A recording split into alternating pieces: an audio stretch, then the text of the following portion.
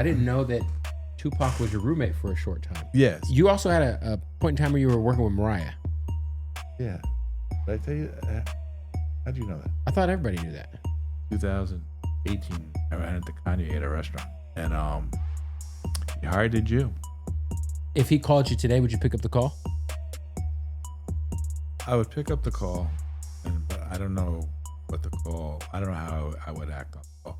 He made my mom cry. Yo, before we get into the interview, man, I want to give a shout out to all my radio stations all across the country who have the Bootleg Kev Show as an official affiliate. Man, we're on the radio in about 100 cities nationwide every day. Want to give a shout out to Real 92.3 in LA. Shout out to The Beat in Miami. Shout out to Wild 94.1 in Tampa. Shout out to Hot 98.3 in Tucson. Power 98.3 in Phoenix. We 102.9 in Portland. We're all over the country, so you could tap in with that radio show. If you want to know if we're on in your city, just go to bootlegkev.com. The full list of cities is there. You might hear us. Let's get into the interview.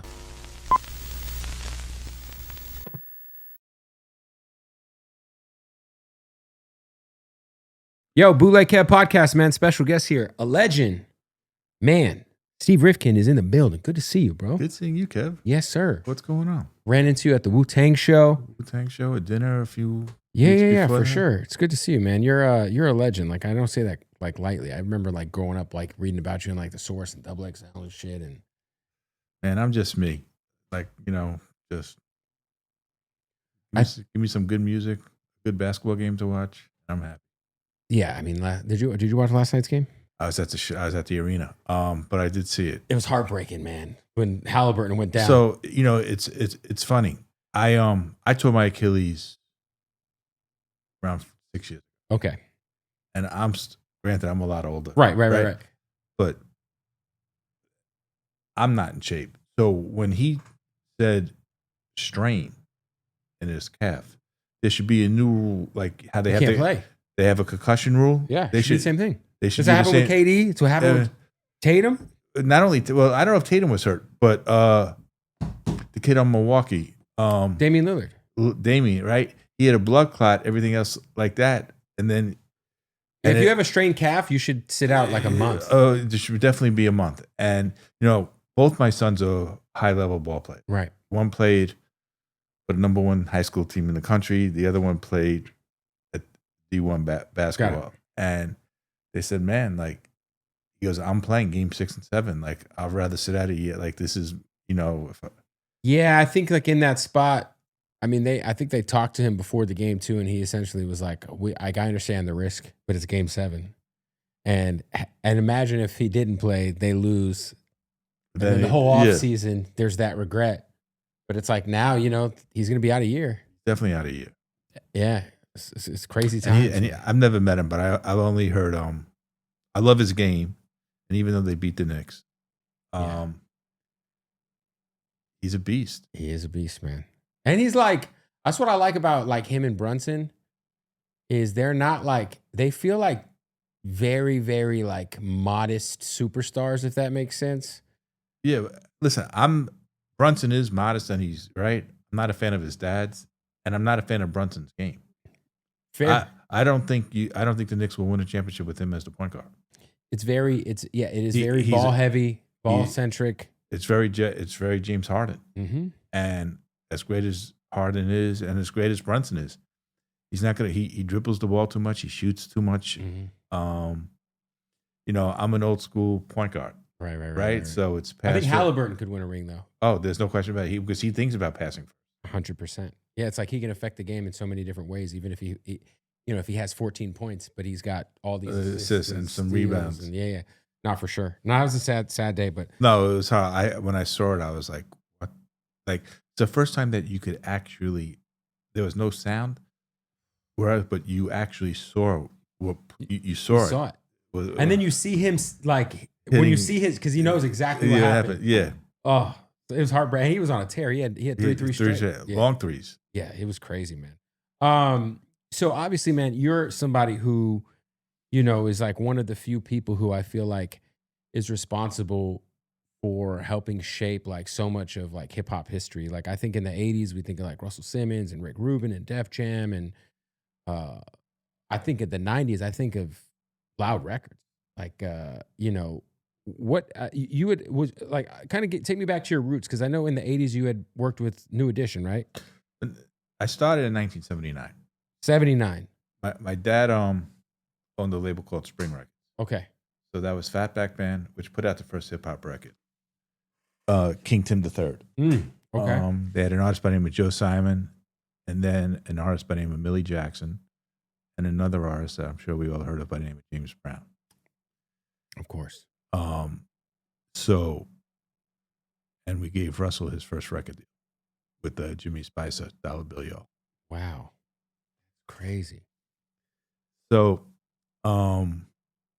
hip hop to me, I've known Russell since I'm 17 years old. Like your whole life. Yeah. Yeah. Like he would I don't know, Russell's such a creature of habit, knowing him now and just,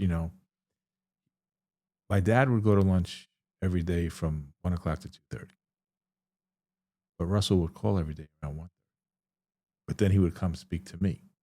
So I didn't know if he didn't want to, scared to talk to my dad, or just start screaming at me, whatever it was. And all he kept on, and for 3 weeks, he would say, WZAK's playing the record, WZAK's playing the record, WZAK's playing the record.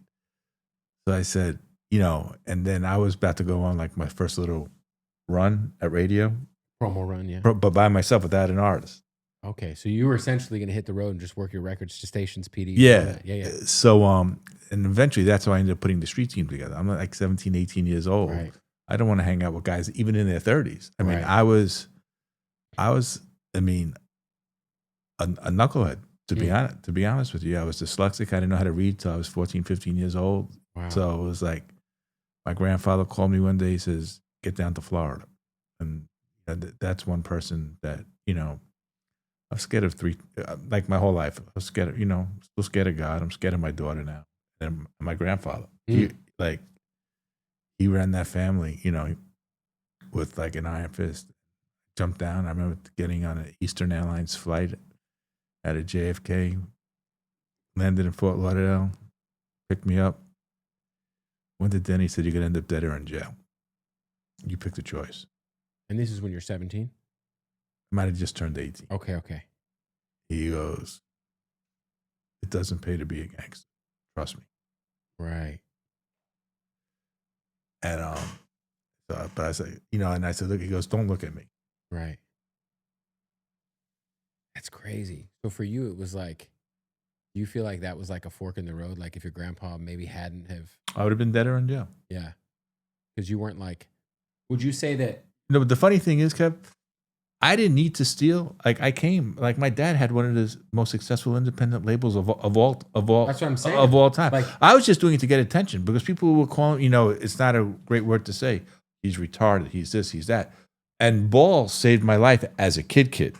Right. Basketball. So that's what you were doing at school to take your mind off and maybe not being the greatest at school. Yeah, but I really, and I didn't know how to read, write, I knew how to write, but I didn't. So it was nobody knew what dyslexia was in 1978. Right. And that's a hard thing to Well, no, I was a little bit younger when they found out that whatever dyslexia was Yeah, I got a couple of family members who struggled with dyslexia. 9 years. Yeah. I was 78. I was 16. Right. So you go and see Grandpa in Florida. He goes go work for your dad and Uncle Roy. My dad and uncle were brothers in your partner. I was like, when I walk in, they run. He goes, I'll talk to him. Right. So I fly home the next day. 2 weeks later, the house phone rings again. There's no cell phones. There's nothing. He goes, pick me up at the airport this afternoon, 4:30. Grandpa. Okay. So he flies in. Now, Grandpa flies with an entourage. Okay. Some bodyguards, this, right? So it was your grandpa's like a guy. Oh, he was a real guy. Yeah. Okay. So I pick him, but he only had one guy with him. Okay. Usually 3 or 4. Right. He had one guy with him. He goes, all right, we're going into the city. I think he forgot about what he told me, and I think we're doing something. Right, he's picking you up to go. I'm picking him up, and I'm thinking we're about to go get into some shit. Yeah, and I'm I'm happy as a pig in shit. Right? And I'm thinking he forgot the conversation. Yeah, we're gonna do some gangster shit, Grandpa. Let's go. So I'm like, where are we going? He goes, we're going to Daddy's building. And a little disappointing for you. It was a real, yeah. Like, oh, I was shit. like, oh fuck. He goes, I go, what are we doing that for? He goes, we're sitting down with him and Uncle Roy. Yeah, I remember our talk. As much as you want me to forget it. And you know, my uncle was older than my dad, and like he said, like, don't fuck this up. It's crazy too because, man, I feel like back then you saw the music. I mean, even in the 90s, but then it was very much like, I always hear these stories about like, you know, like in like 70s and 80s, like sometimes like program directors would get like a lot of rock PDs would take like an 8-ball of cocaine to add a record. Oh yeah. Or like it was like the would, Wild Wild West for real. They would get the cleans. Like you would pay them in records sometimes, you know, but at the end of the day. But that was like really like the record business was very like, you know, I got in, it sucks. I'm 38 and I feel like I got in, I never got to experience like Mix Show Power Summit. Really? Because when it was going on the last few years that I was relevant, or when I got into the game, I wasn't relevant enough to even get invited. I was an intern. So it was like, I didn't get to see the full debauchery of like the record industry. I feel like I got in when it started to kind of like clean up a little. So there was a convention called Norm Convention. I remember. Yeah, it still is a thing. There is. Yeah. But then you talk about sex, drugs, rock and roll, right? With sex, drugs, rock and roll. So before I officially started, I'm Jewish and Norm was always around the Jewish holidays. Okay. So my grandparents were Fort Lauderdale, and the convention was always at the Diplomat Hotel in Hollywood, Florida. Right. So they take me down, and I'm going. They're setting up this promotion tour for me to go on, this, that, whatever, in a few weeks. And I was like, wow, this record business, like the most beautiful women in the world, and everybody was like, I was like in heaven. But I didn't know, but I was like, all right, you know. Yeah, no, it's crazy too because it's like you see it to exist today, and you see even just like it portrayed. Like there was that, I forget the HBO show. There was Vinyl. Yes. Where So the head of the company. That show didn't last long. It lasted a year, but that character, the head of the record company, was based on my dad and 2 other people, all in one. All kind of encapsulated in one. But the office, how the office looked, was exactly like my dad's office. To the T. Wow. And so you're like thrown into this shit. What is your first job for your dad's label? Is it promotion? You're doing promo. Like you're hitting the streets. Like, hey son, I need you to go visit this program director. Yeah. I need you to go on this run. We got to go see this college radio station. There wasn't even college. There was college radio. Right. I would end up going back to college radio, but it was just literally like starting Mobile, Alabama, going to WBLK. Right. In Mobile. Damn, that's crazy. Right. And there's no GPS. There's no anything. And I don't even really know how to read. There's no cell phone. And you're just in a car. In a car by myself with like $50 worth of quarters to call the radio station. I'm here in Birmingham. How do I get to Mobile, Alabama? Can you? Oh my! It's so funny because like we're so spoiled where we think about like I even think about like how far away we are from like the MapQuest days where we used to be able to print directions. Yeah. But when I was a little kid, my dad used to buy a fucking atlas from the gas station and then just try to figure it out. Like, you know what I mean? It's, damn, that's crazy. So you end up doing promotion. What would you say outside of your dad's label, what was your first kind of break in the business where you were able to kind of start to create your own legacy? So I'm living out here and what year? 6. Okay.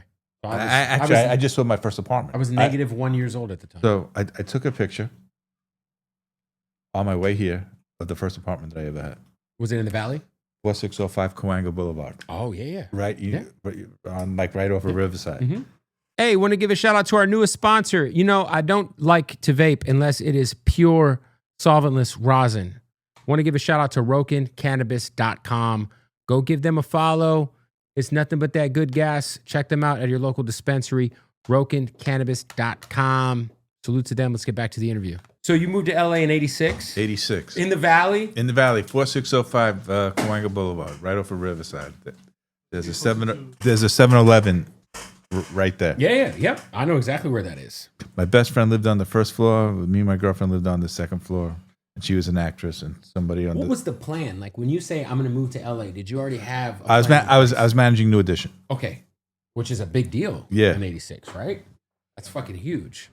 So we were making the Any Heartbreak album. Wow. So it just made sense. Hey, I got to get out to LA. It makes more sense. Well, I also fell in love for the first time. It happens. Love will make you move. Yeah, it definitely will. Especially an actress. Where else are you gonna live? Yeah. That's so you're out here, and I guess it's interesting too because in '86 that's pre-NWA, right? It was like 2 years before NWA. Right. So at that time it's like Ice-T's out. Ice-T's out. So Too Short's out ish. So I started. So what happened was when I moved, New Edition fired us like maybe 5 months after I got out here. And Cold break. It's all right. Yeah. And I hook up with a company called Delicious Vinyl. Legendary company. Right? So Young MC, Tone Loc, I guess, what's that, 87, 88? Yeah. People always like to pass over Tone Loc. Like Wild Thing and Funky Cole Medina. Starting Blank Check. Yeah. Yeah. And then Young MC would bust a move. Yep. So I would promote the records. And I would put the little street team together and go on. So I started making a name for myself. So I took $3,000. I wasn't loaded. I took $3,000 and I made a pamphlet. And I had to go to New York for a wedding. And I was going to stay in New York, and I sent it out to every head of promotion, pop, urban. There was no rap department in those days. Brian, when did you start Gavin? Gavin? 90. Around 1990, I send out these pamphlets, and you're sending them to radio? I'm sending it to record labels to get business. Okay, got it. So essentially because I'm starting a street team, and you then got the street team, you got the promo online, right? So and we're doing heavy Gavin. Was it CMJ? Right, it was you and right. It was Gavin, CMJ, Street Team Mix Show, and I also. One of my best friends was the head of programming at MTV. So Yo started, we gave Yo their first real video that broke out was the Tone Loc Wild Thing video. Wow. But make a long story short, I come back with $200,000 worth of business. Off of that $3,000 investment. Yeah. And I hired a guy by the name of Malik Levy. Malik worked with me for like 3 or 4 months. And then he wanted to go more into A&R, and he introduced me to a guy by the name of Faye Duvernay. Okay. And that's when things started to really roll for us. There was no Loud at the time. And because I think a lot of people have a misconception about Loud because it's obviously such an East Coast label. It started here. But it started here. 8360 Melrose. And now was your first artist on Loud the Licks? No, Twista. Twista. So the Twista and the Speed, not Mobsters, right? Or was it just Twista? Just Twista. Interesting. Wait, and we had Tupac at the same time, right, Brian? Tupacalypse? Well, I wanted to talk to you because you also, when we were hanging out, I didn't know that Tupac was your roommate for a short time. Yeah, so we would go on the road. Well, I want the genesis of you and Pac's relationship. He worked. Like he wasn't like he was a true worker. My first office before we moved to the big office, 8360 Melrose, we had an office at 704 North Gardner, right across Nipsey's burger spot is there now, but it used to be a Johnny Rockets. Yeah. And we used to be right across the street. And the room was half the size. And it would be me, Fade, and Lisa, who ended up being Fade's wife. Crazy. And the girl who I moved out for, her sister. Yeah. And then Pac would come to the office. We'd all sit on the floor, smoke cigarettes, and ship out his records. Wow. That's crazy. So he was like a client of yours, essentially. Well, Interscope. He was signed to Interscope directly through Atron Gregory. But then Interscope would hire you to... They gave us our first retainer. So your first retainer ever was for Tupacalypse Now? Yeah. That's so crazy. It's interesting because Tupac is such I feel like he has so many eras he has a short life, but from a fan's perspective, there's so many like eras of like Tupac and how we kind of know him, right? Like by all accounts, I heard he was a hard worker and he was a sweet dude to deal with. Like he was a nice guy. We never had a problem. I mean, Brian, when we brought him up every time to see you, was there ever a problem? Yeah. That's crazy. Tupac was 17? 17 or 18, yeah. Damn. And so how do you guys end up getting close enough to where he ends up crashing at your spot? So we would go on the road from Thursday to Sunday or Thursday to Monday. Just working the record. Working the record. And then we would have to leave again on Thursday. So instead of him going back home, he would just crash at the house. Wow. And I didn't take him all. Like Fade would take him. Somebody would but he would always whenever they landed, he would just. And at that time, your guys is probably in at these when it comes to radio or whoever's oh no, the kid from the Digital Underground record. Yeah. Yeah. That was that was our story. That was how you kicked the door. No, you know, Humpty, this is the kid from the Humpty record. That's so wild, man. It's interesting. So you work with Tupac. That's your first retainer. Who's the first record contract where when the album comes out, Loud Records is on the back of the album? Twister. The Twist album. Tongue Twister. Yeah. And at that time, it's interesting because there was a real, I would say the Midwest was known for Bone Thugs. There was There was no Bone Thugs on. There wasn't. So this is 92. Well, that's what I was going to say. It's funny because I feel like people get it fucked up because there was that weird rivalry between Twista and Bone, but it was Twista was before Bone. Way before Bone. And I mean, to me, it was Twista and Common.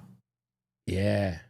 Resurrections. But they weren't, I don't think they were competitive with each other. Common was very different too. I mean, they were both out of Chicago. And Common sonically was hella different. Yeah. And right around the same time. Yeah. Now, Resurrection's one of my favorite albums. Damn, so you go from Twista and then it's the Licks? Then it's a group called Madcap. Okay. Out of Pasadena. And then the Licks. And then Wu. What was and then E Swift was he was with me. He was with me when RZA just showed up out of nowhere. We were in New York getting ready for something.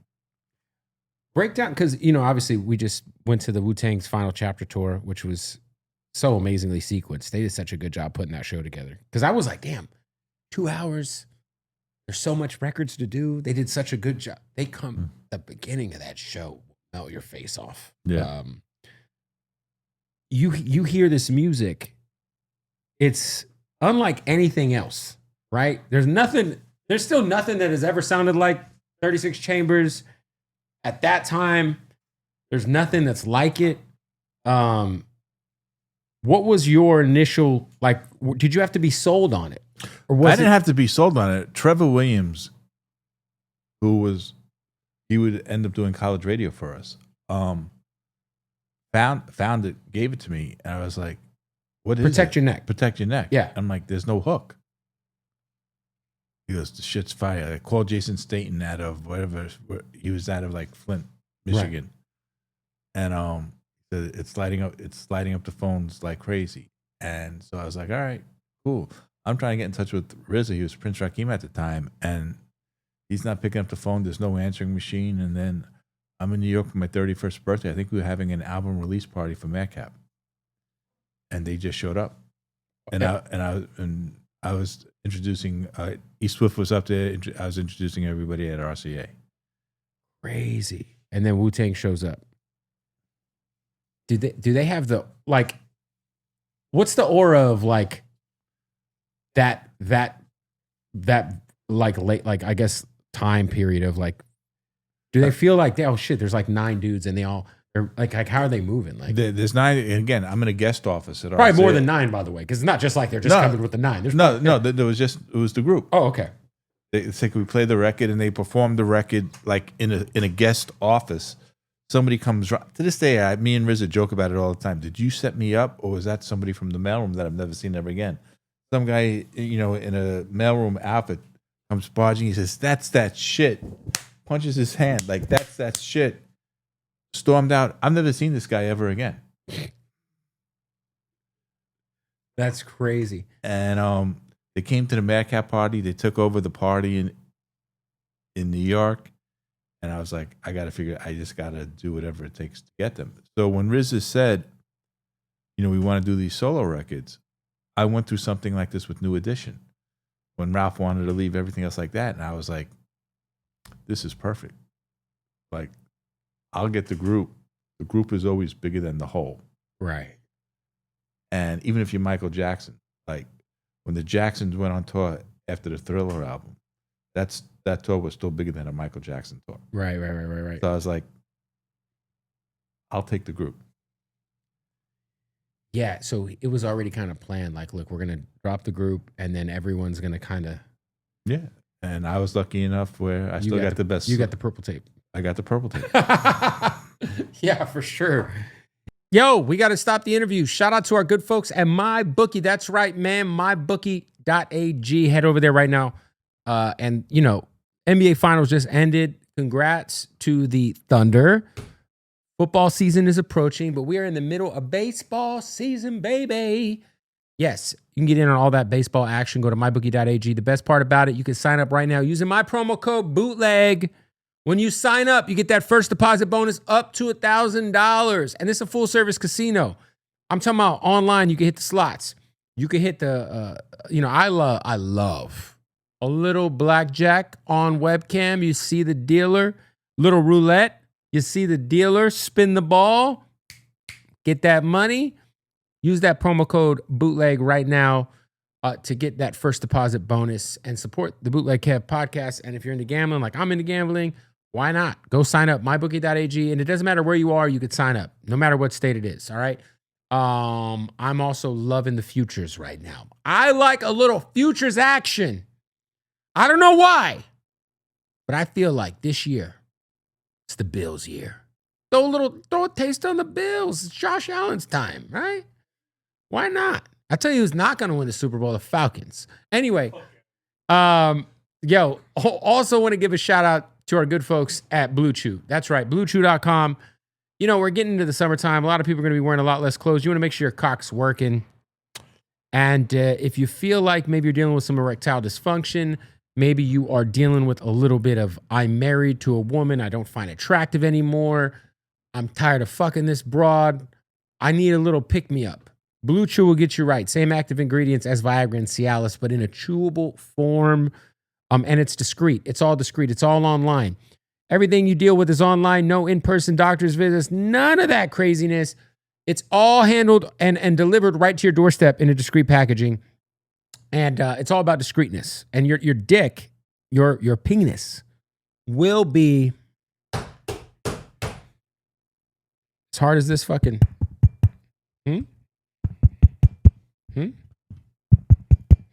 You know how Tyrese Halliburton was crying on the floor, smacking the wood? Your girl is going to be on the bed looking like Tyrese Halliburton with the blown Achilles, like, oh, more, fuck. BlueChew.com, use that promo code BOOTLEG, all right? Hey, and guess what? I didn't even mention the best part. I got to that, all that. And I didn't even mention you get the first month's supply for free. The whole first month you get for free. Does it work? Find out for yourself and thank me later. Let's get back to the interview. I always wondered this. As a record executive, what was the thoughts running through your head the first time you heard the torture skit on 36 Chambers? I never laughed so hard in my life. Because that shit is wild. And I know it by heart. Yeah. And it was like one of those things where if I was in the car or I was with my parents, I just couldn't play that shit loud. Because I can't have them hear talking about hanging motherfuckers by their dick off a third-story building or whatever. So you laughed. Yeah. What?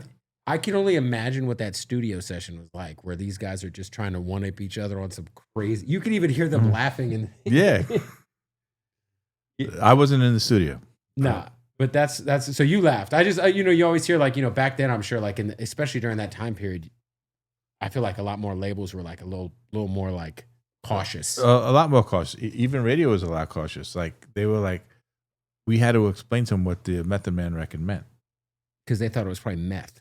Well, not only did they thought it was meth, they saw something about, I'm going to stick it. they thought he was talking about it. He was going to stick somebody up and just like Right.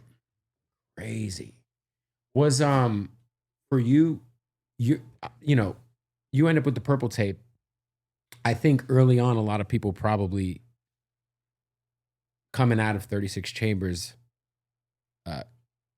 Cream is the biggest record on that album probably, right? If you had to pick one in terms of like commercial success, etc. But Method Man to me comes out of that album feeling like he's star. He's the Snoop of the East Coast. Right. Was what did you ever try to work out having to cow? I didn't have the money. RCA said no. So then when we started talking about like Jizza was going to Geffen. Yep. Meth went to Def Jam, and Yep. Dirty was at Electra. So I told RZA I want Ray. So we start negotiating, and RCA with $20,000 apart, and I go to the business fast person. I'm like, give him the $20,000, and she says, I'm tired of your shit. You're supposed to be on my side.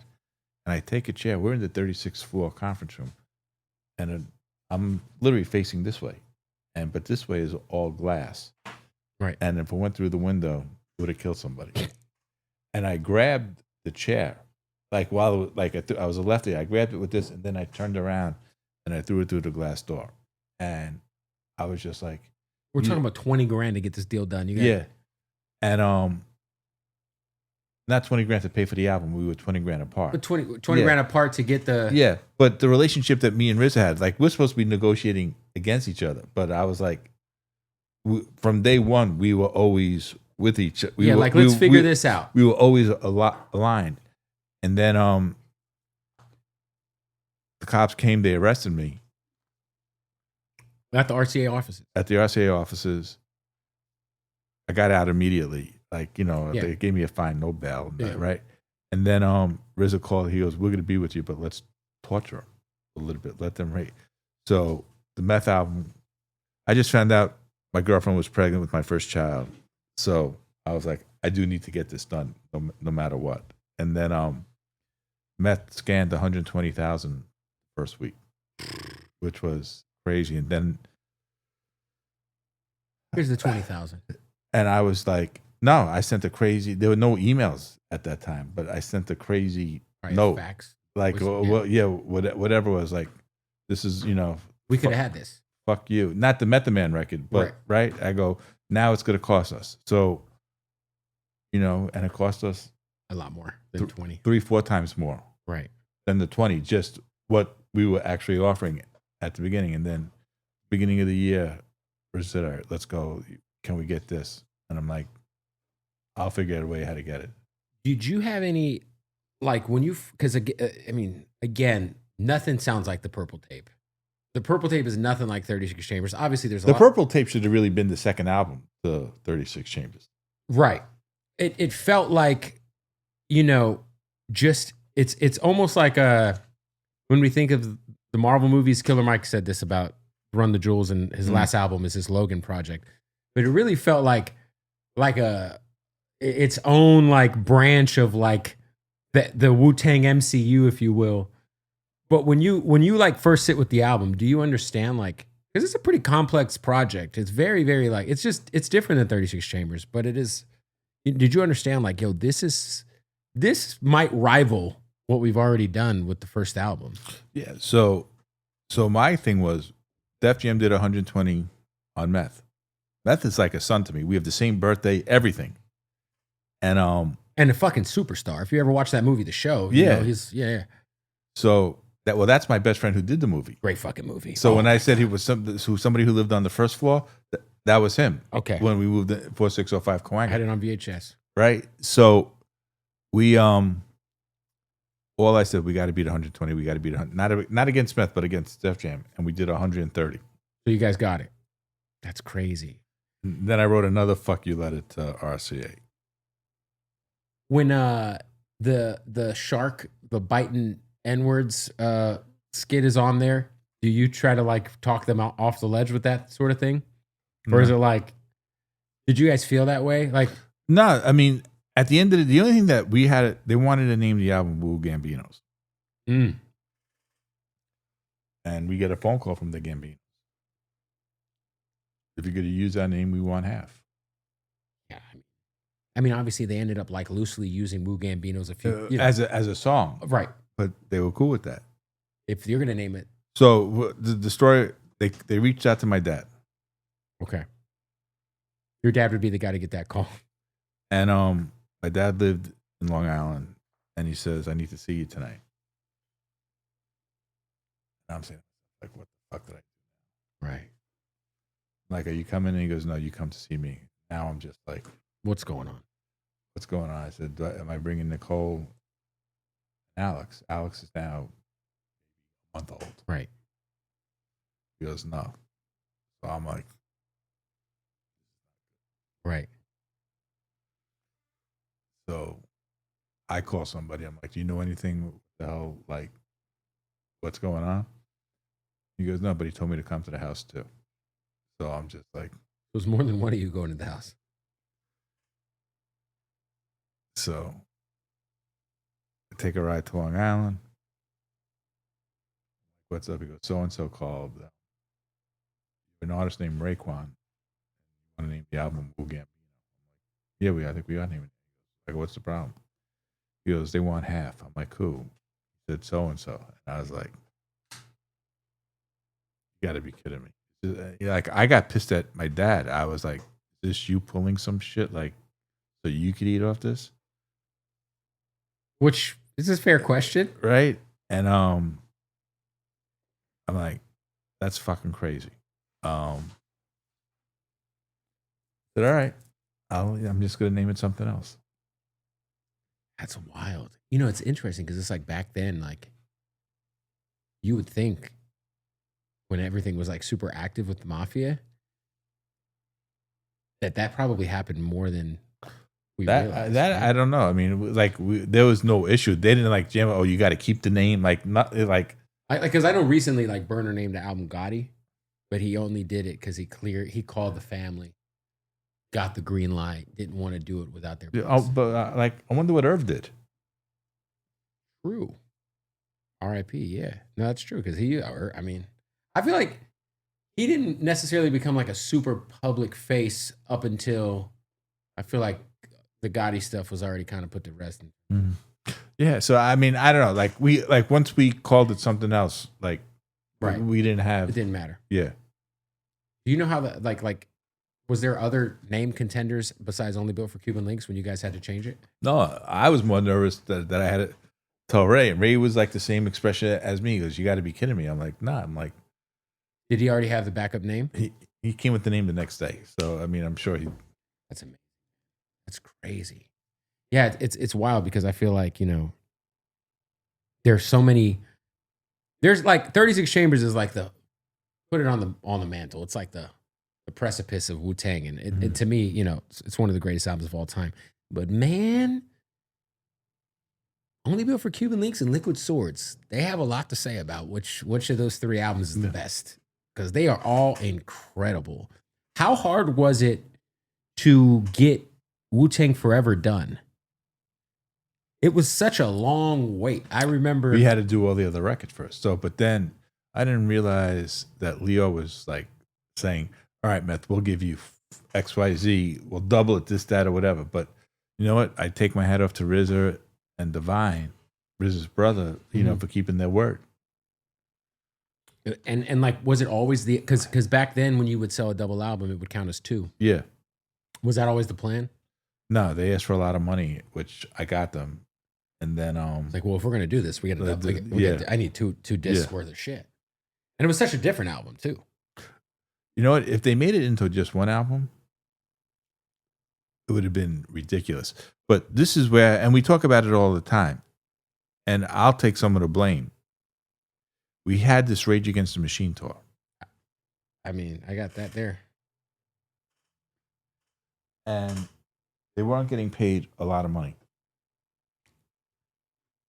And I'll tell you a crazy story about this date. A few seconds. Okay.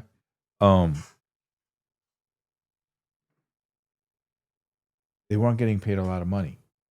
Rage is the headliner. Rage is the headliner, and they weren't getting paid. But You see that where it says Illinois? Mm-hmm. If we did the Midwest, we would have sold 20 million albums. Because it was all like Nebraska, like the whitest of white. And even when you went to the show this past Friday, it was 85% white. Yeah. It would have been the biggest hip hop album of all time, guaranteed. And they quit because there's just not enough money. So this day, two things happened on this day. My grandfather passed, not that year, but on August 29th. Okay. And then I just get home from my honeymoon. Okay. And I get a phone call, and they beat shit out of one of my employees at the show. Wu-Tang. Okay. And he was wrong. What Wu-Tang wasn't actually wrong. So your employee fucked up. He went on the air, on the radio, and says, "Come to my after party. I'm the original after party, not Rifkind." Somebody who's not in the group. Yeah. Oh, yeah, that's a problem. So that was the first call I got on that day, on that show. Crazy. Yeah, it's funny. I remember seeing, like, as a kid, you know, MTV News and Kurt Loder talking about this tour, and you know, Wu-Tang Forever, it felt like such a just huge event. It was like, you know, it was such a big deal. And then, you know, Triumph ends up being it's the song they closed the tour out with. Yeah. Right? And how expensive was that video? That was the first $1 million hip hop video of all time. It felt like it. Because at that time, that was before the Victory video. Yeah. That felt like the craziest video I'd ever seen in my life when I was a kid. I'm like, this is fucking it. It's Brett, 7-minute song. Brett Ratner, who was just coming off Rush Hour and Money Talks, directed the video. $1 million. What do you? I mean, I don't know if you remember the specifics or care to share, but what the total budget was for marketing alone for that album? It had to be close to him. I mean, $1 million. The video is the video's only $1 million, or the video's $1 million. So probably another $1 million. Jesus, that's crazy. $2 million. $2 million. We scanned 800,000. Week one. We debuted #1 around the world, like in 95% of the world. So 800,000 times $10, well, times $20. This was a double album. So yeah, it's interesting. So 20 was like $16 million that we didn't build. Yeah, I mean, those double albums used to hit you. You'd hit that Sam Goody, be like, oh, damn. Guess I'm gonna, Or you'd wait for that shit to get used. You know what I mean? At the warehouse, you'd be like, all right, it's used. I could get it. That's crazy. Triumph, was that? I can just imagine, like, you guys probably, did you guys put much of an effort into pushing that record to radio? There's, like you said, no hook, 7 minutes long. No, we didn't do, the only thing we did was college radio. Brian, were you still at Gavin at 97? You in New York? Where, Virgin? Mercury? All we cared about was college radio mix show. Yeah, I mean, with the song. Who replaced you? Kelly, right? Right, she probably did a much better job. He said never. Yeah, it's just Triumph is one of them. I would say, you know, there's this 50 New York list that has gone viral again. It's 2 years old, but it's like, how's Inspected Deck, who's got arguably two of the greatest verses of all time, Triumph, Cream. I also think the Above the Clouds verse on the Gangstar album is up. It's up in the rafters. How do you not have fucking, and then the Czarface shit. It's like, how do you not have Inspected Deck on fucking? It's crazy. It's wild. I want to talk a little bit about, you know, Loud as a whole has been, there's just so, we talked a little bit about the licks. You know, you also end up signing an exhibit. I have 40 Days, 40 Nights up there, which is his second album. At the Speed of Life, obviously the first project was incredible. Did you have a real, because you put effort into trying to break West Coast artists, was that something that, because you lived here, that you had like you felt like you needed to do, or was it? I mean, no, I mean, I think Exhibit is, I mean, he is. He's a superstar. And he's like one of the greats. I mean, what are we talking about? I mean, lyrically, he was incredible. For my money, he's got 3 personal classics to me. Like, I think his first 3 albums. I'll tell you my 3. What are your 3? I think it's At the Speed of Life, 40 Days, 40 Nights. And you talk about albums. Restless. I thought you talked about singles. No, I'm talking about albums. I know everyone loves Restless, but I think you go 40 Days, 40 Nights. He's got chamber music. Fucking 3-Card Molly. Oh my God. 3-Card Molly was, rest in peace to Saphir, man. But that song, I told Exhibit, I just ran into him at his release show. He had a show at the Peppermint Club, and I was like, he's doing this show called Rhyme Fest, and it's like him, Dilated Peoples. I said, buddy, please, that is the boom bap backpack rap. Please do 3-Card Molly. Bring out Razgaz, please. But yeah, no. I mean, what you see is what you get. That video was game changing, right? It was all his videos, even his first single of all time, Paparazzi, off the first album, was a game. I mean, with an orchestra and a cello player on the beach. I mean, yeah, no, it's crazy. Was there like when Exhibit starts to get, I think of he gets put on the Top Dog album, right? The Snoop album, the Bitch Please record, yeah, which I felt like introduced him to such a new audience, right? Snoop Dogg at that time is one of the biggest rappers on the planet. Well, that record turned Snoop's career around too. 100%, because the first Snoop No Limit album was a dud, and it didn't really have anything redeeming about it, in my opinion. But that album had some shit on it. Bitch Please was like his first real, I think, hit after Death Row. Mm-hmm. But then Exhibit gets kind of put into the crew, right? He goes out on tour with the Up in Smoke tour, and he's on 2001 and all that. Like, it feels like the creation of Restless was like an important moment for you guys and just for his career. What was it like just kind of being behind the scenes and watching that 2001 era? He was like,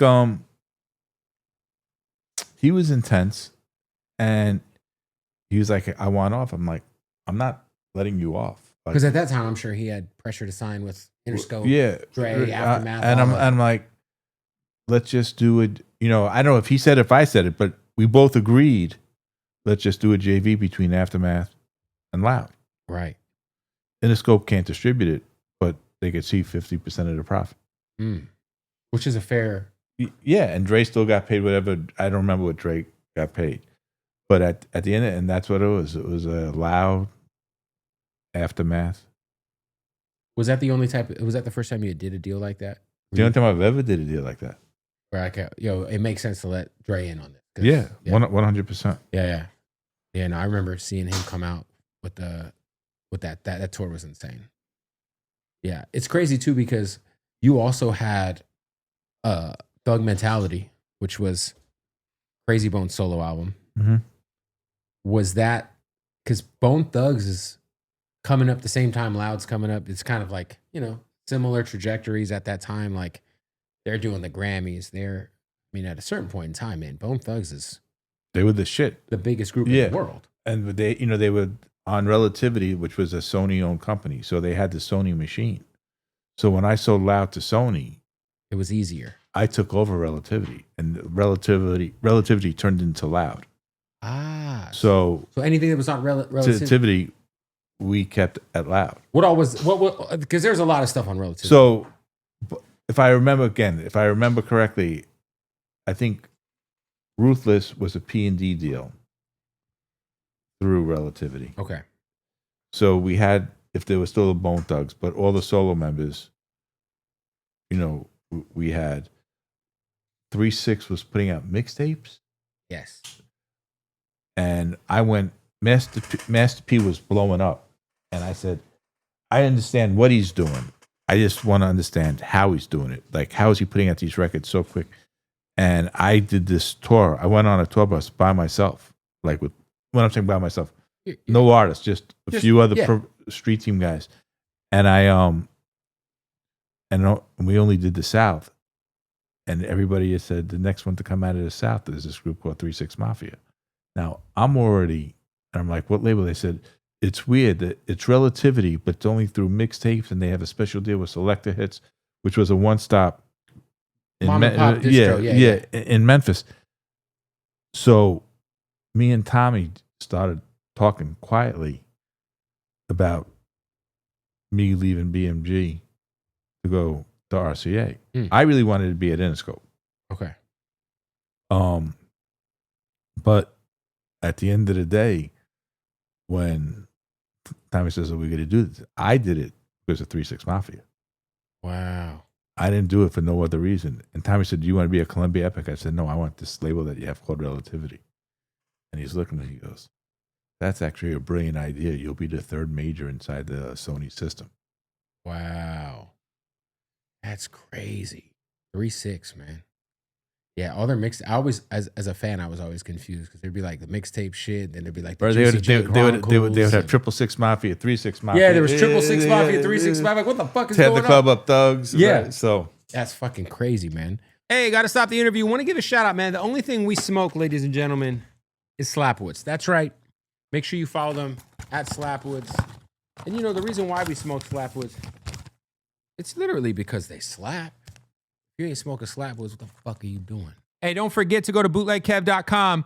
You know, we had to celebrate the 2-year anniversary of the most viral interview of all time. Throw the shirt up so you could see it. I turned it down. Shout out to that boy, Big Boogie, a big college in Jacksonville. And we just threw these on sale, half off for the 500 episode tee.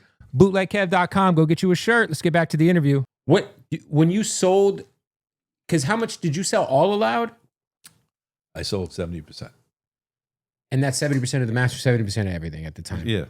And I kept 30%. So I owned still 30%. So 2000, going into 2001, the end of 2000, Yeah. we had a $186 million fourth quarter. We had a 3-6 Mafia record. We had a Project Pat record. We had the MOP record. We had the Restless record. We had a Wu-Tang record. We had a Prodigy solo record. Was that the W? 2001, the W? Might have been Iron Flag or 8. No, Iron Flag. The W was first. I think that was the W. Maybe. I'm not. Damn. And Project Pat had fucking Chicken Head. Chicken Head. Don't save her. Yeah. I mean, that's crazy. MOP had Annie Up, that Prez, like. Oh, man. Yo, at what point in time is Warriors the first album you work with MOP on? Is that the Annie Up record? Yeah. Yeah. Fucking classic album. Oh, I can't hear. I love the remix. Obviously, Remy Ma's murders it, but I just the original with Funk Flex. Yep. Well, that's not even the original. But I'm saying, like, if you bought the album and you played Annie Up, you would hear Funk Flex. Get ready to go there, big Funk Flex, Cypher, Annie Up in the fucking background. Oh man, so good. Those guys were like, you know, when I was a kid, I bought a XXL around the time that album dropped, and I remember they were talking about how they used to like shoot people off the top of their project buildings. And I remember the first time in my life, I was like, oh, these guys are like, I believe these guys. No, and they had a woman by the name of Fox who was their bodyguard. Yes, she's incredible. She just passed. Rest in peace. But she was, to this day, one of my favorite people of all time. I saw Fox beat the shit out of a sound man at there's a venue of Scottsdale in Arizona. MOP had a show. The sound man kept fucking with their sound. She fucked this dude up in the middle of their set. They kill the music. And MOP jumps into the crowd and does Annie Up a cappella at the top of their fucking lungs in the crowd. And then I don't know what happens after that, but it was fucking chaos. To see this giant lady beat the shit out of this little white sound dude it was amazing. And she's also, you know, she's on 4 Alarm Blaze, you know, talking that shit with Jay-Z. Shout out to rest in peace to Fox. I didn't know she passed away. Yeah.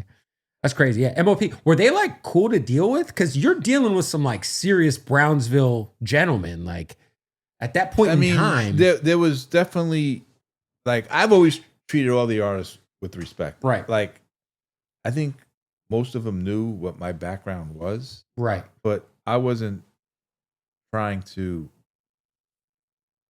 flex or anything else like that. Like, I never had I'm sure they've gotten upset with me. Not them, you know, but yeah, I mean, it happens. But I won't fight over money. I'll fight over principle. And if you're not working hard, it's like, I can't want this more than you. Or if you go on the radio and promote an after party. Well, he was like that. That was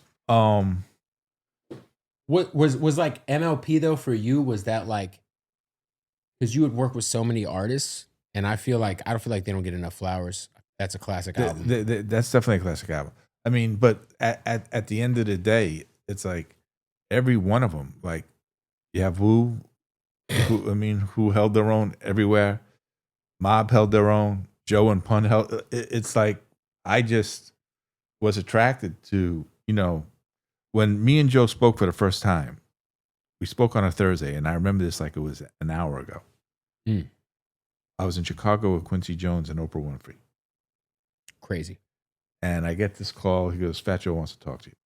He goes, I got this artist. Boom, boom, boom, boom. I said, I'm in Chicago now. I'll be back in New York on Tuesday. Let's meet. So from Thursday to Tuesday, I must have gotten 8 calls. Don't do business with Joe. He's this, he's that. Everything. And Joe comes in on Tuesday, and I tell him, this is what I said. I said, but there's something about, even though we're meeting now, first time, face to face, I'm going to tell you 2 stories, Joe. I was with Chris Lighty, let him rest in peace. And he was signed to Chris. And we were on our way to play basketball, but he had to stop off to give something to Joe. And Joe cracked a joke. And he just made me laugh. I'm in the car. We haven't even met. I'm just laughing. I said, whatever the joke was, this, you had me on the floor in the car, and how you handled yourself on the phone. So fuck what everybody says. Yeah, because you always hear some crazy stories about back then, Fat Joe. Yeah. So kidnapping DJs and all kind of crazy shit. So then I said, let's meet Thursday. Because I'm going back to LA. Because my wife and kids lived in LA. And my head of A&R, a guy by the name of Matty C, who discovered Biggie actually. Wow. Was in the office. And he never showed up to be in the office. I'm like, what are you doing here? Especially at 10:30 in the morning. He goes, don't you have a meeting with Pun? And I'm like, you're here for this meeting? He says, yeah. So the second they walked in, I said, who's your lawyer? They said, Tim Mandelbaum. Tim represented Wu. I called Tim, and his office was maybe 5 blocks. I said, Tim, get her here as soon as possible. We're doing a deal. They said, you haven't heard any music. I said, Matty's here. You guys can make the music. If Matty's here, that means he's a superstar. They looked at me like I was fucking crazy. We shook hands. Tim came. I said, this is what I could afford. Boom, boom, boom, boom, boom. It's your job to make the records now. What the fuck? So you signed Pun without hearing anything? Yeah. Just based off of your guy Matty's. If he's here, I know that this is... And I had a trust in Joe. Like, to this day, me and Joe are still brothers. And everything that he's going through right now with all the bullshit. I don't even like to acknowledge it. Yeah, I mean, but it's like... I went on that dude's Instagram page and I realized, that guy's been trying to troll Joe for fucking the last 2 years straight because he's probably a fucking nobody loser who's just trying to stir up shit. And it's just like, clout. It's fucking crazy, man. Like... No, it's wild. Joe's one of the best dads I know. And it's just like everything that he's gone through in the past 2 months, losing a dad, losing his mom, within a 2-month radius. I mean, it's just like... I love the podcast, man. I shot him a note. I was like, you and... I don't know why y'all didn't do this sooner. Like this lawyer should be disbarred. That's how I honestly feel. Yeah, I do feel like there should be some sort of... There should be a ramifications when you're like Tony Busby or you're one of these guys who are like ambulance chasers and you're just going to take something because you hope to get a settlement check out of it. Because that's really all it is, right? You'll take it. Like a lot of these lawyers will take a case knowing it's bullshit, but they're all, hopefully they settle. Fuck that. That's crazy. Damn, that's crazy. So do you remember the first song you heard from Pun then? If you didn't sign him hearing the music. The first song I ever heard, Mojo Nicosia, who was... became co-head of promotion with my brother, called me up. He goes, have you heard this You Ain't a Killer record? And I'm like, nah. He goes, where are you? I said, I was in a meeting somewhere. He goes, you got to hear this fucking record. He goes, we're dropping it as a white label. I'm like, when? He was like, now. That's crazy. Man, that is wild. What about you? So, Mobb Deep, who's one of my favorite groups ever, They had a Juvenile Hell album before they were with Loud, right? Yep. And so they're kids during that album, like actual like kids. What was that the album that put them on the map for you to be like, yo, what is? No, I mean, Hit From the Back was a cool record. I just got too many calls, and Wu now is blowing up, and I need to follow up with something. Right. So the pressure's on. Right. I used to want to be like a one-hit wonder. Right. So Prodigy was sick, and Have comes, and he comes with the Mobb crew, and I just knew again. I heard one song, I think it was called Patty Shop. Okay. I was like, wow, this is really, really cool. And I got a phone call from a woman who worked at distribution who was like managing him. Then I had an assistant by the name of Scott Free who had just started. He goes, these guys are incredible. Then there was a big DJ in New York called Stretch Armstrong. Stretch, man. Yeah. That's a legend right there. Right. So Maddie wasn't working for us yet. And then I meet Maddie. He goes, these guys are incredible. And like, we did the deal. That album to me, Wu-Tang was 36 Chambers. That album was the start of the tree. Then you get the Infamous.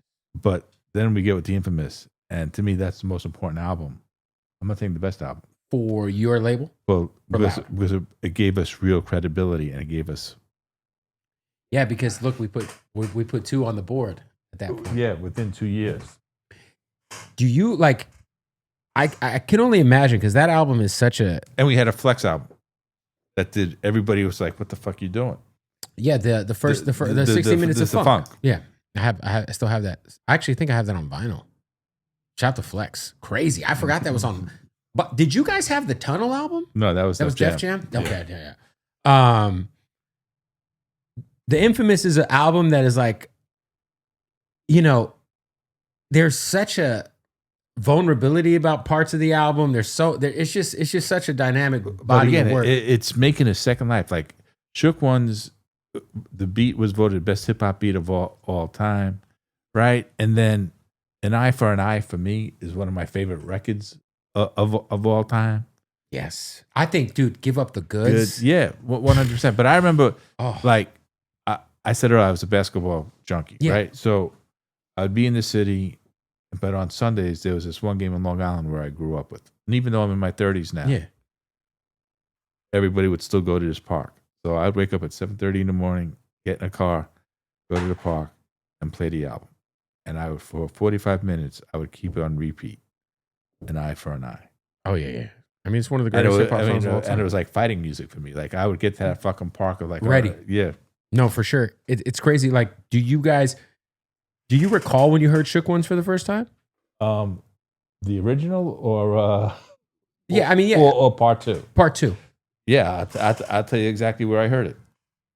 I just found out my girlfriend was pregnant. Okay. Found out around 1:00. Comes to the office with a bunch of cookies. Okay. She tells me she's pregnant. Big deal. Big day. 2:30. Maddie and Free walking. He goes, we got to play you something. What the fuck is it? Man. And I'm like, wow. And then 2 days later, we had to go down to Florida for How Can I Be Down? Which was another conference. It was a conference. Yeah. And I guess Maddie already played the record for Stretch and Bobbito. They probably loved it. But there was a basketball game at one of the parks, pickup game. And Bob goes, you got to fucking smash on your fucking head. And it's starting to bubble. Like, just, in New York, but go away for Christmas break. And when we come back, the thing is through the roof. Like, it's crazy too, because I mean, like you said, the second life, I think there was a generation that found that song through the 8 Mile movie, which is random. Yeah, but now there's another. But like, it's just my youngest son now, even though he's 24, he's like, it just keeps getting new legs. Yeah, it's crazy. Like, is it platinum at this point? It's got to be platinum. Oh yeah, it's definitely platinum. It's funny because you'll see certain songs that you would assume were platinum already. Sometimes you'll see an RI like, oh wait, that's barely like that's gold. Like, damn, that feels like that should be fucking diamond. You know? I think this album has more streams than 36 Chambers.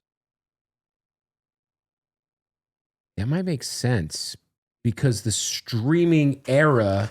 How do we You could look it up. if we go to Spotify and see what Mobb Deep's monthly listeners are and what Wu-Tang's monthly listeners as a are. group, just go Mobb Deep, go Wu-Tang. That's interesting. 5.4 million for Mobb Deep. So it's close. It's close. That's fucking wild. Do me a favor. What's Akon at? Yeah. I'm going to say 14. That's that. Crazy. He hasn't put out a record in fucking. I mean, he's had a couple new singles, but they haven't. They're not big streaming hits. They've been doing it on radio, but that shit's fucking. You know, I have 19 billion streams with him, and I haven't seen. I want to get to. We're gonna get to the SRC. I haven't seen a penny from it because there was no streaming when I sold. We got it. We're gonna get to the SRC shit. Hey, we got to wrap up this interview. Another one presented by Hardeen, baby. You already know what it is. Shout out to Hardeen for presenting another episode of the Bootleg Kev podcast. Don't forget, when you're in Vegas, you get in that taxi, you get in that Uber, say, take me to Hardeen, the #1 cannabis dispensary in the world. Premium selection of the craziest gas you could ever ask for. And then they break down what all the terps mean. It's incredible. Go to Hardeen_Las Vegas, shoot them a follow. And when you're in Las Vegas, make sure you shoot them a visit. But I got to ask you, Mobb Deep gets into it with Tupac. Now, I think... I told you the story, though, didn't I? But we didn't do it on camera. Okay. This is the podcast. All right. So obviously, Drop a Gem on him comes out. But this is even before Drop a Gem comes well, yeah, out. I want to know, like, wait, can it break down? Because you have a perspective. You're living in LA. You're cool with Tupac. There's the East Coast, West Coast shit happening. Mobb Deep gets involved. So, remember Tony Rich? Yes. I told you the story, so I'm just telling it again. So, Tony Rich is performing at the House of Blues on wherever the Pendry Hotel is now. La Cienega and Sunset. And I get a smack. We got bald heads, even though, or low, right? Yeah. So, I don't know, and it's Pac. And I don't know if it's a love slap or if it's a real smack, because the shit still burns no matter what. Right. You're getting slapped, you get slapped. Right? Yeah. So, I look at him. He looks at me. He goes, you don't say hello to an N. And I'm like, man, I don't know where I stand with you. He goes, you're my brother for life. What are you talking about? I go, you know what I'm talking about. He goes, you talk about the two little guys? I'm like, man, I love them. That's my favorite record in the world. Not Drop a Gem. This is just Shook Ones and, whatever. I go, I'm just trying to be relevant. He goes, he was the biggest pop star in the world at the time. Right. So there was beef, but there was really no beef. Right. It wasn't anything serious. It was more some... And he did the same thing with Exhibit, who were both West Coast, and he loved paparazzi. I didn't know him and Exhibit had a thing. Yeah, he answered, he goes, I forget which record, he goes, and for the new guy, Exhibit, like, when he's saying it's about paparazzi, it's fame, whatever. No, he goes, it's about the money. Like, that's interesting. Yeah, it's crazy because you think about, Drop a Gem on him was crazy, man. That's one of my favorite. Like, that album too. When he got shot, I found out Sunday morning. Well, P and Have, my head of promotion, my head of we had a dinner at my house in New York, and I said I would like us to the record's exploding, and then Prodigy said, "Don't go any further. We want to pull the record." They wanted to pull it. We did. Pull it from just being on MTV, BT. See, we didn't shoot a video yet, but we pulled it from radio. That's crazy. So, and because that was Hot 97, I think at that time was playing the record 70 times a week. The record was maybe 10 because days. that record was made in regards to his shooting in New York. Yeah. So when he got shot in Vegas, they were like, "Yo, we got to pull the record." I mean, that's a good call by them. That's crazy. No, there was respect. I mean, like, you can't punk Prodigy or have. And Pac had such a great relationship with Method Man. Like, Method Man's on fucking All Eyes on Me. Like, yeah, it's wild, dude. Where do you put, because I think Keep It Thorough is also one of the greatest beats of all time. So now, didn't we speak about it again the other night? Probably, yeah. The Kendrick record. Yeah. I mean, to me, it's the same beat. I think it has the same sample in it, for sure. Yeah, it's such a fucking, oh my goodness. Rest in peace to Prodigy, man. Just one of the all-time greats. And, Kendrick has said that if it wasn't for Prodigy, he really wouldn't be rapping. That makes sense, because you hear it.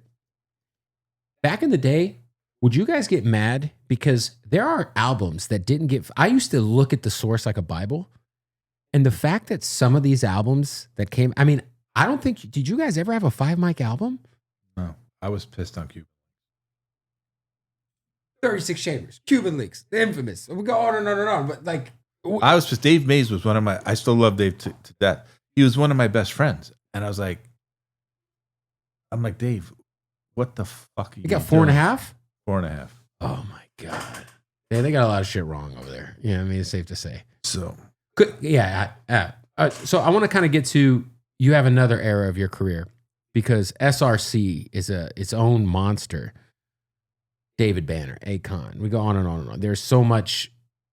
It's like I would say you kind of came onto the scene with SRC with a different approach with it.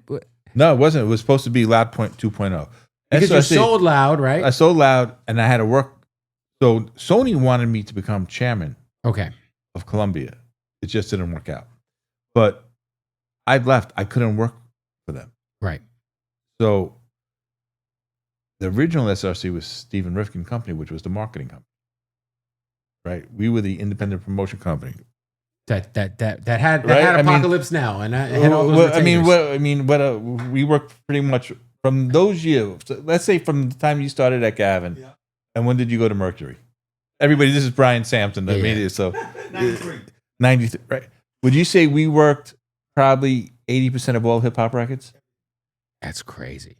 So the original SRC was that. So this Stephen was a Rifkind callback. Company.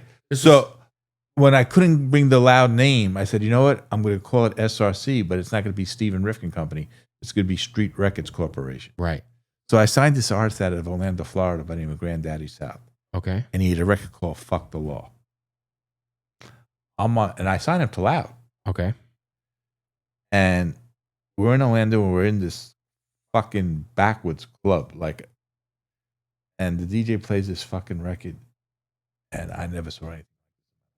Like 500, the club only maybe held 500 people. Everybody knew the fucking word to the T. And I'm like, all right, I'm signing this guy, but how the fuck am I going to convince the new company, Universal, to get behind Fuck the Law? Yeah.